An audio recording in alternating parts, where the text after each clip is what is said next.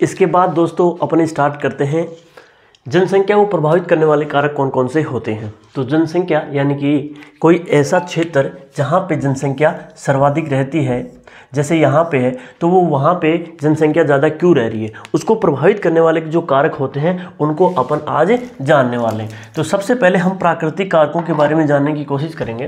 तो प्राकृतिक कारक वो होते हैं जो प्रकृति यानी कि जनसंख्या को अपनी तरफ जो क्या करती है, आकर्षित करती है। जैसे हम बात करें स्थलाकृति यानी कि कोई स्थल की आकृति, कोई स्थल कैसा है और वहाँ पे जनसंख्या किस प्रकार से जो है वो रहने पर मजबूर होती है, उसी को हम बोलते हैं स्थलाकृति। इसके बाद में जलवायु, मृदा, जल और खनिज। सबसे पहले हम बात करें स्थलाकृति। जैसे दोस्तों पहाड़ी एरियो में लोग क्या रहते हैं, कम रहते हैं। क्यों रहते हैं? क्योंकि वहाँ पे जो स्थलाकृति होती है वो ऊबड़ खाबड़ रहती है, तो वहाँ पे जो निवास स्थान है वो वहाँ पे कम बनाए जाते हैं। वहीं पे बात करें हम गंगा मैदान की, तो गंगा मैदान के जो गंगा रिवर जो है उसके नियर बाई एरिया में आपको पॉपुलेशन ज़्यादा मिलेगी। उसका क्या कारण है? क्योंकि वहाँ की जो स्थलाकृति है वो समतल आकार है और वहाँ पे जो बसावट के लिए जो जलवायु है वो भी अनुकूल है। तो स्थलाकृति क्या है, प्रभावित करती है किसको? जनसंख्या को। जैसे एंडीज, आल्प्स, इन पहाड़ी एरिया के अंदर जनसंख्या क्या रहती है, कम रहती है। वहीं पे बात करें हम गंगा, यांगटी, सिक्यांग, जितनी भी नदी घाटियां हैं वहाँ पे जनसंख्या क्या है, ज़्यादा रहती है। दूसरा कारक है जलवायु। अब दोस्तों आपको पता है लोग वहीं पे ज़्यादा रहना प्रेफर करते हैं जहाँ पे उनके अनुकूल क्लाइमेट रहती है। जैसे आपने देखा होगा कि सहारा डेजर्ट है, तो सहारा मरुस्थल के अंदर लोग रहते ही नहीं है। क्यों नहीं रहते? क्योंकि वहाँ की जो क्लाइमेट है वो कैसी है, गर्म है। अब ज़्यादा जो वहाँ पे टेम्परेचर ज़्यादा रहेगा तो वहाँ पे कौन रहेगा? वहीं पे जहाँ पे ठंडी जलवायु है वहाँ पे भी लोग जो है कम रहना पसंद करते हैं, क्योंकि वहाँ पे रहने के लिए जो है ठंडी क्लाइमेट रहती है और वहाँ पे जो है वो विभिन्न प्रकार की जो इकोनॉमिक एक्टिविटीज़ है वो नहीं कर पाते। तो गर्म और ठंडी जलवायु में लोग कम रहते हैं। वहीं पे स्वास्थ्यवर्धक यानी कि कुपोषण या इसके अलावा ऐसी जलवायु जहाँ पे उनके अनुकूल जो है वो जलवायु रहनी चाहिए, वहीं पे लोग जो है वो ज़्यादा रहते हैं। जैसे आप इंडिया है, चाइना है, ठीक है, जैसे नदी क्षेत्र हो गए, यहाँ स्थलाकृति भी इनको प्रभावित करती है। तो जहाँ पे जलवायु खराब रहती है वहाँ पे लोग कम रहते हैं और जहाँ की जलवायु अच्छी रहती है वहाँ पे लोग ज़्यादा रहते हैं। वहीं पे बात करें तीसरा जो प्राकृतिक कारक है वो मृदा। जहाँ की मृदा उपजाऊ है वहाँ पे लोग ज़्यादा रहना पसंद करते हैं, क्योंकि वहाँ की जो एग्रीकल्चर एक्टिविटीज़ हैं वो अच्छे से वो कर पाते हैं। जैसे हम गंगा ब्रह्मपुत्र का जो है मैदान लेते हैं, चीन में हुआंग ही, चांगजियांग, मिस्र में नील नदी, तो इनकी जो नदी के चारों तरफ जो मृदा है वहाँ पे उस मृदा की जो प्रोडक्टिविटी है, उपजाऊपन है वो अधिक है और वहाँ पे एग्रीकल्चर एक्टिविटी जो है वो ज़्यादा देखने को मिलती हैं, इसलिए मृदा भी लोगों को प्रभावित करती है। तीसरा है जल यानी कि मरुस्थल। जहाँ पे जल की उपलब्धता होगी लोग अपने आप ही आकर्षित हो जाएंगे। आप जितनी भी प्राचीन सभ्यता देखोगे वहाँ पे पहला जो कारण है वो है जल, यानी जल आसानी से लोगों को पीने के लिए मिल रहा है, इसीलिए नदी किनारों के ऊपर सर्वाधिक जनसंख्या का संगठन देखने को मिलता है। जैसे मरुस्थल क्षेत्रों में जनसंख्या कम मिलेगी, वहीं पे जहाँ पे नदी क्षेत्र होते हैं, जहाँ पे आराम से जल उपलब्ध हो जाता है, तो वहाँ पे जनसंख्या ज़्यादा मिलेगी। तो दोस्तों जल भी इसको प्रभावित करता है, किसको? जनसंख्या को। तीसरा है खनिज। जैसे हम बात करें दक्षिण अफ्रीका की हीरे की खान में, तो जहाँ पे खनन कार्य किया जाता है लोग खनन की तरफ भी आकर्षित रहते हैं, वहाँ पे भी जनसंख्या का जमघट देखने को मिलता है। जैसे हम बात करें छोटा नागपुर पठार भारत में ही, तो वहाँ पे क्या होता है, छत्तीसगढ़, झारखंड, ओडिशा जो क्षेत्र है वहाँ पे जनसंख्या ज़्यादा मिलती है। क्यों? क्योंकि वहाँ पे खनन एक्टिविटीज़ जो है वो देखने को मिलती हैं। अब दोस्तों ये हो गए प्राकृतिक कारक। इसके बाद में सांस्कृतिक कारक भी कुछ होते हैं, यानी कि वहाँ की संस्कृति कैसी है, धार्मिक प्रवृत्ति जो है लोगों की कैसी है, वो भी जनसंख्या को आकर्षित करती है। जैसे बात करें हम वाराणसी, जेरूसलम, वेटिकन सिटी, तो वाराणसी हिंदुओं का पवित्र स्थान माना जाता है, जेरूसलम जो है वो ईसाइयों का, वेटिकन सिटी भी जो है वो ईसाइयों का पवित्र धर्म स्थल माना जाता है। जैसे मक्का मदीना, तो वहाँ पे धार्मिक स्थल जहाँ पे ज़्यादा होंगे और धार्मिक जो कारक हैं वो भी लोगों को क्या करते हैं, अपनी तरफ आकर्षित करते हैं। वो उनकी पवित्र जो है वो भूमि होती है, वहाँ पे लोग बसना चाहते हैं। तो आप वाराणसी में देखोगे जनसंख्या का जमघट जो है ज़्यादा देखने को मिलेगा। जेरूसलम, वेटिकन सिटी, इन सारे क्षेत्र में, मक्का मदीना हो गई, तो इन क्षेत्रों में क्या मिलेगा, जनसंख्या जो है ज़्यादा पाई जाती है। वहीं पे इसके बाद में हम बात करें आर्थिक कारकों की, तो आर्थिक कारक भी जनसंख्या को प्रभावित करते हैं। जहाँ पे इकोनॉमिक एक्टिविटीज़ या आर्थिक क्रियाकलाप ज़्यादा होंगे वहाँ पे भी जनसंख्या ज़्यादा होगी, क्योंकि वहाँ पे उनको रोज़गार वगैरह जो है वो आराम से उपलब्ध हो जाता है। जैसे हम बात करें भारत में मुंबई, यानी कि मुंबई को भारत की आर्थिक राजधानी बोला जाता है। और क्यों बोला जाता है, क्योंकि वहाँ पे आर्थिक एक्टिविटीज़ जो है वो ज़्यादा होती हैं, लोगों को रोज़गार मिल जाता है। वहाँ पर भी फिर वो क्या कर लेते हैं, अपना निवास स्थान बना लेते हैं। जापान का ओसाका, तो दोस्तों जापान का ओसाका जो शहर है वो भी क्या करता है, वहाँ पे भी एक्टिविटीज़ जो है, आर्थिक एक्टिविटीज़ जो है वो ज़्यादा देखने को मिलती हैं। इसीलिए आर्थिक कारक भी जनसंख्या को अपनी तरफ क्या करते हैं, आकर्षित करते हैं। सामाजिक कारक कौन से हैं, जहाँ पे आवास स्थान अच्छे होंगे, शांति होगी, समाज सोसाइटी जो है अच्छे अच्छा बिहेव करेगी।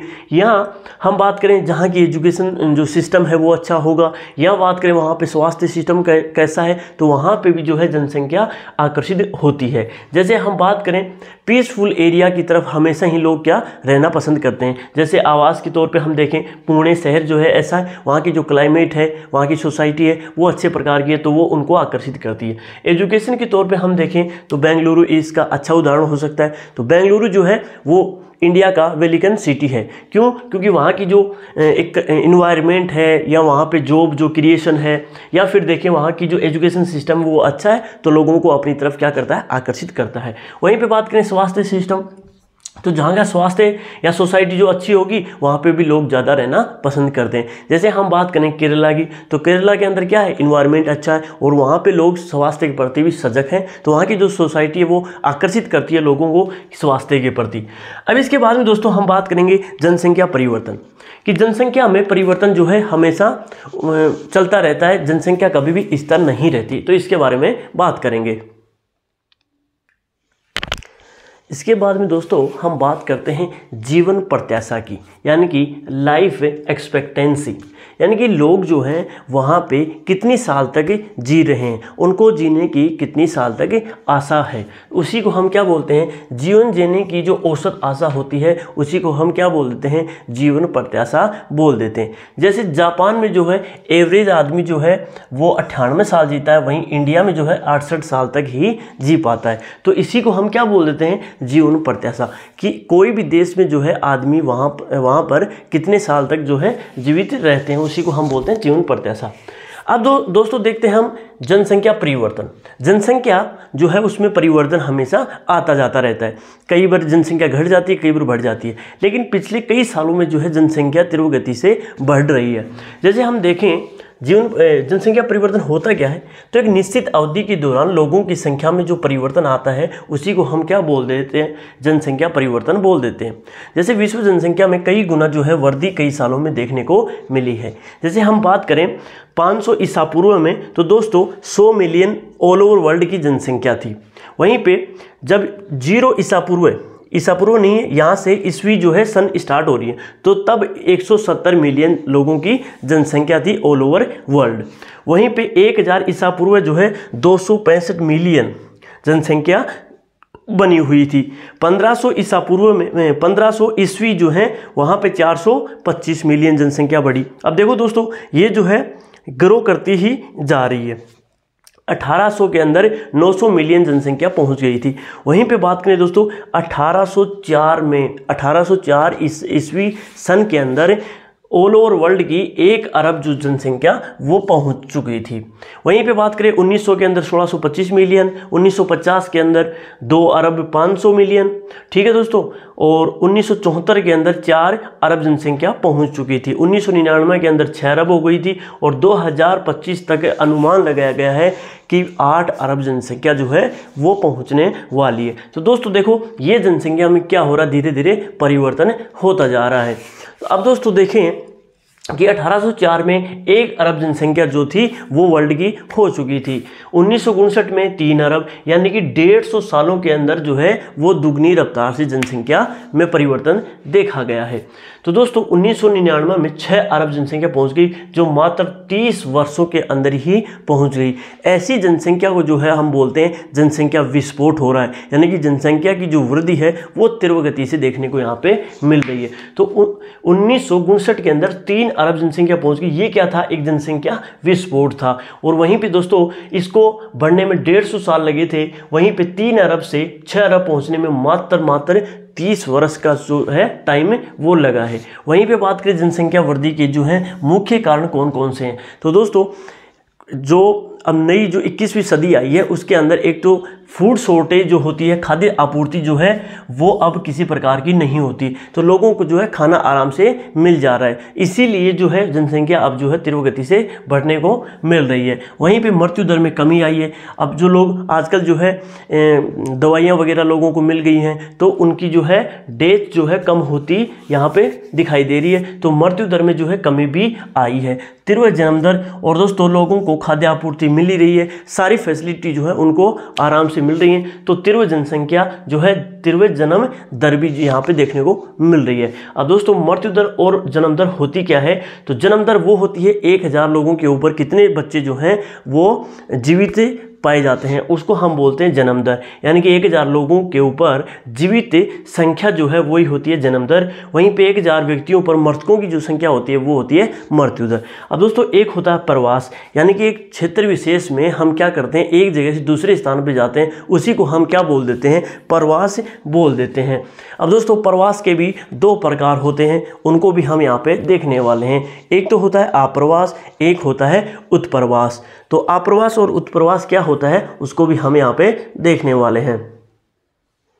इसके बाद में दोस्तों हम बात करते हैं प्राकृतिक वृद्धि दर, यानी कि प्रकृति के हिसाब से जनसंख्या में जो वृद्धि दर होती है उसी को हम क्या बोलते हैं, प्राकृतिक वृद्धि दर बोलते हैं। यानी कि प्राकृतिक बोले तो अपने आप ही तो जन्म दर होता है और अपने आप ही वो मृत्यु दर होता है। तो एक देश के जन्म दर और मृत्यु दर के बीच के अंतर को क्या बोला जाता है, प्राकृतिक वृद्धि दर जो है उसको बोला जाता है। इससे पहले हमने दोस्तों बात करी थी प्रवास की, तो प्रवास की क्या होता है प्रवास? प्रवास ये होता है कि एक लोगों का आना जाना ही क्या कहलाता है, प्रवास कहलाता है। ये 2 प्रकार का होता है। एक होता है आप्रवास, यानी कि जब व्यक्ति नए देश में जाता है, जैसे इंडिया से आदमी कहाँ गया, अमेरिका गया, ठीक है। उत्प्रवास यानी कि इंडिया से उसने छोड़ दिया, तो उस जगह को हम क्या बोलेंगे, उत्प्रवास। जब व्यक्ति एक देश को छोड़ता है, यानी कि इंडिया से छोड़ेगा तब तो बोलेंगे उत्प्रवास, और जब वो अमेरिका में चला जाता है तो वहाँ पे उसको बोलेंगे आप्रवास। ठीक है दोस्तों, आप्रवास की कंडीशन अमेरिका और ऑस्ट्रेलिया में सबसे ज़्यादा देखी जाती है। जैसे सिख जो भाई हैं अपने, वो कहाँ पे चले जाते हैं, कनाडा चले जाते हैं, तो वहाँ पे तो उनको क्या बोला जाता है, आप्रवास। और इंडिया को वो छोड़ के चले गए तो यहाँ पे हो गए वो उत्प्रवास। तो अमेरिका में मोस्ट ऑफ पॉपुलेशन जो है वो यूरोप से, इंडिया से और चाइना वगैरह इन कंट्रीज से जाके वहाँ पे बसी हुई है। ऐसा ही ऑस्ट्रेलिया में हुआ है, तो वहाँ पे जो है प्रवास की कंडीशन जो है ज़्यादा देखने को मिली है। अब दोस्तों प्राकृतिक जो वृद्धि दर होती है उसको हम कंसीडर करते हैं 3 रूप से। जैसे एक तो होती है जनसंख्या वृद्धि। जनसंख्या वृद्धि जो होती है वो मृत्यु दर से जन्म दर अधिक होती है, तब उसको हम क्या बोल देते हैं कि जनसंख्या जो है वृद्धि हो रही है, यानी कि मृत्यु दर से जन्म दर अधिक, लोग मर कम रहे हैं और जन्म ज़्यादा रहे हैं, तो उसको हम क्या बोलेंगे कि जनसंख्या में कैसी वृद्धि हो रही है, घनात्मक। ठीक है दोस्तों, जनसंख्या स्तर है। जनसंख्या जन्म दर और मृत्यु दर जब समान होती है तो उसको हम बोलते हैं जनसंख्या स्तर हो गई है। और जनसंख्या में कमी कब होती है, जब जन्म दर से मृत्यु दर जो है वो अधिक हो जाती है, तो जनसंख्या में कमी महसूस होने लग जाती है। अब दोस्तों हम बात करेंगे जनसंख्या परिवर्तन के प्रतिरूप कौन कौन से हैं। तो जनसंख्या वृद्धि की दर विश्व में अलग अलग पाई जाती है, किसी भी देश में जो है सेम जनसंख्या वृद्धि दर नहीं है। जैसे हम बात करें केन्या की, तो केन्या में दोस्तों वृद्धि दर जो है वो उच्च है, वहाँ पे जन्म दर भी ज़्यादा है और मृत्यु दर भी ज़्यादा है। वहीं पे उसके कंपैरिजन में हम बात करें किसकी, ब्रिटेन की, यूके की बात करें, तो वहाँ पे क्या है, निम्न जन्म दर है और निम्न ही मृत्यु दर है, तो वहाँ की जनसंख्या वृद्धि जो है वो मंद मानी जाती है कंपेयर टू केन्या में वहाँ पे जन्म दर भी ज़्यादा है और वहाँ पे मृत्यु दर भी जो है वो ज़्यादा है। तो ब्रिटेन में जो है वृद्धि दर कैसी पाई जाती है, मंद पाई जाती है, और केन्या में पाई जाती है उच्च। अब दोस्तों हम बात करते हैं जनसंख्या संगठन। जनसंख्या संगठन क्या होता है? तो दोस्तों जनसंख्या की संरचना को दर्शाता है कि वहाँ की जनसंख्या किस प्रकार की है, वहाँ की जो रचना हुई है किसकी, वहाँ की जनसंख्या की, तो वो किस प्रकार से हुई है, उसी को हम क्या बोलते हैं, जनसंख्या संगठन बोलते हैं। जैसे उसमें किन बातों को हम गौर से देखते हैं, तो वहाँ पे लोग जो है एक तो पुरुष और स्त्री के अंदर जो है डिफरेंस कितना है, फिर वहाँ पे देखते हैं हम साक्षरता जो है वो कितनी है, व्यवसाय वो लोग क्या किस प्रकार का करते हैं, उनकी जो आय है वो किस प्रकार से होती है, और उनका जो स्वास्थ्य है वो कैसा है। इन सभी चीज़ों को हम किस में देखते हैं, जनसंख्या संगठन में हम देखते हैं।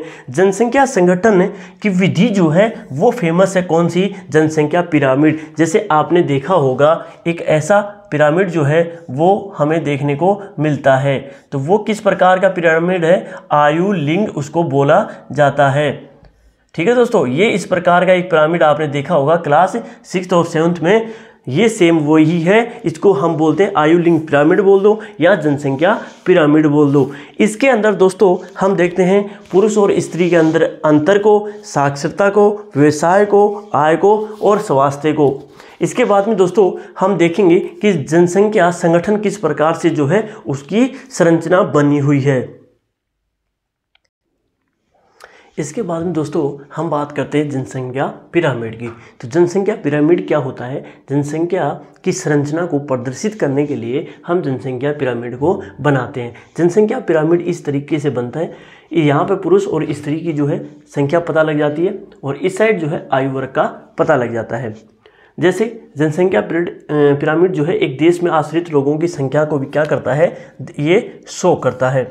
वहीं पे जैसे युवा आश्रित जो लोग होते हैं वो 15 से कम आयु के होते हैं, जिनमें बच्चे अब शामिल करते हैं। बच्चे क्या कमा नहीं सकते तो उनको भी क्या मानते हैं, अपन आश्रित मानते हैं।